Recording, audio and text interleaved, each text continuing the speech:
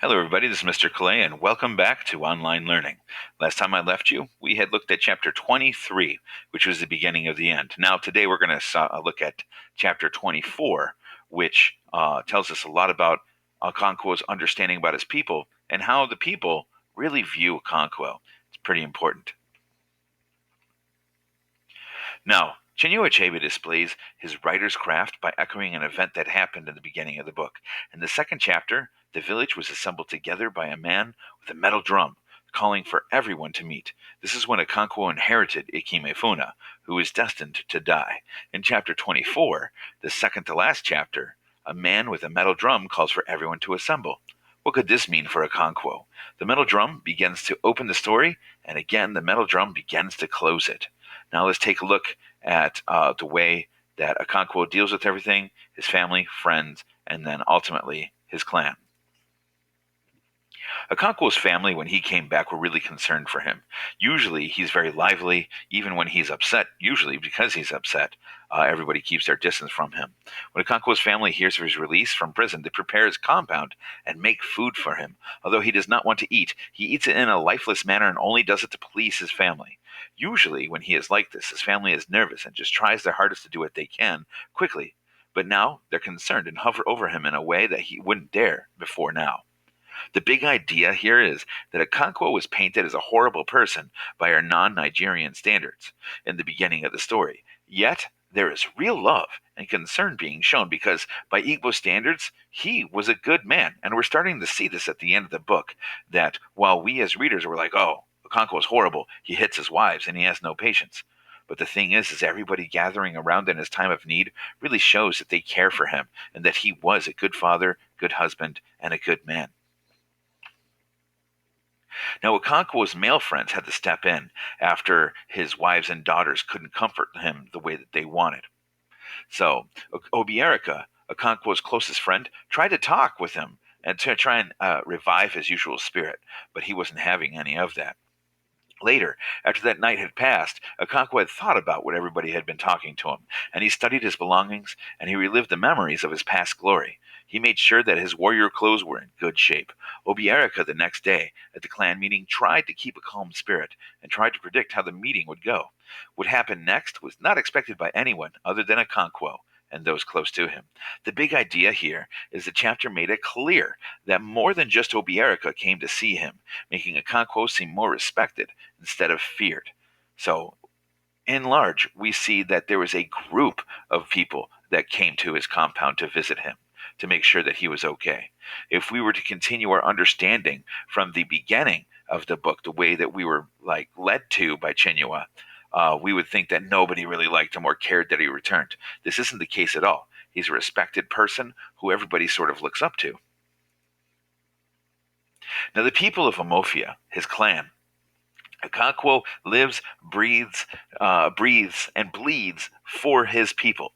In the beginning of the book, it seemed like Chinua Achebe wanted to feed our misunderstanding of the Igbo culture into how we thought about Okonkwo, making us think that he was nothing but a wife-beating, selfish man.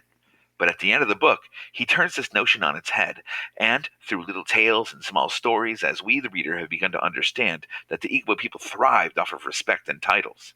The reaction of the people around Okonkwo, up to a certain point, make the reader realize that he is respected and looked up to, sort of a hero.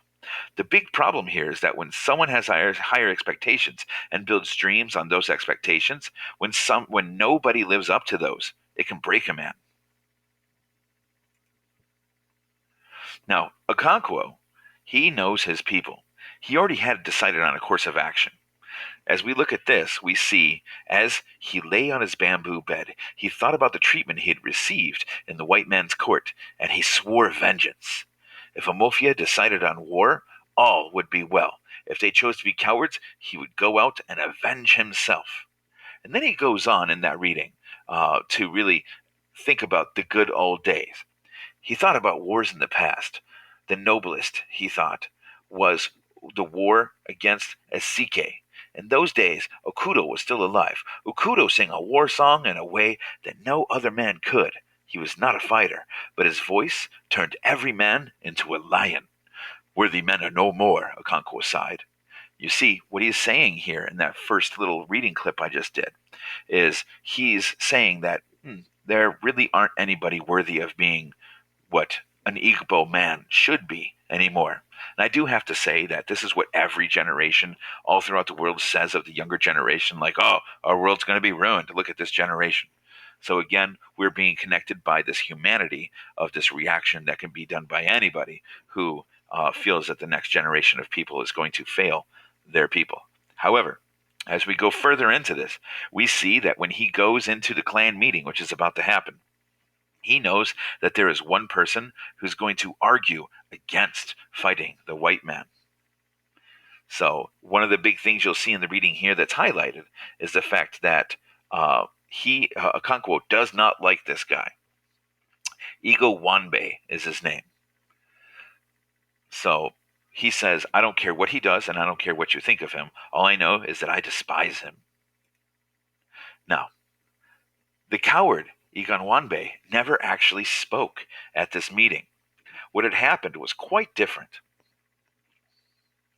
So what happens is a guy actually comes out and starts a speech that is quite rousing. He said, my father used to say to me, whenever you see a toad jumping in broad daylight, then you know that something is after its life. And when I saw you all pouring into this meeting from all the quarters of our clan early in the morning, I knew that something was after our life. Now, this right here is a direct look at what the white men are doing.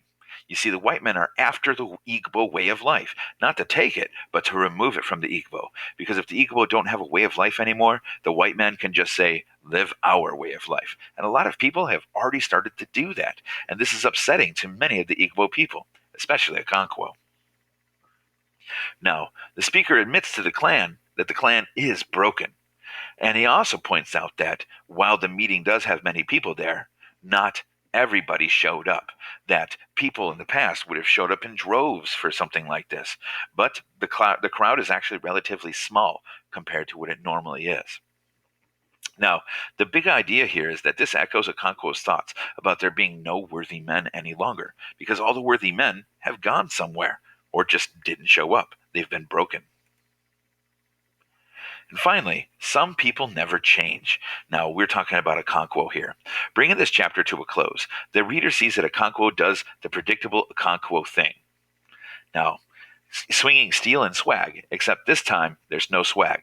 The meeting is interrupted by 5 of the white man's Nigerian messengers. One of them commands the meeting to stop. With a double flash of steel, that man was dead before he hit the ground. Okonkwo then just wipes his blade clean in the sand and sadly walks off because he knows that his people have chosen to let what made them who they were die. The big idea here is that Okonkwo knew his people would choose death of their ways, but he wanted to try anyways to try and make sure that they could survive. Remember, Okonkwo is a huge metaphor for the Igbo people. A lot of people at the end of this asked, why did he do it? Why did he kill the messenger in the way he did? And Okonkwo, because he heard this, knew that nobody was going to fight, which led him to his next action, which you'll see in the next chapter. All right.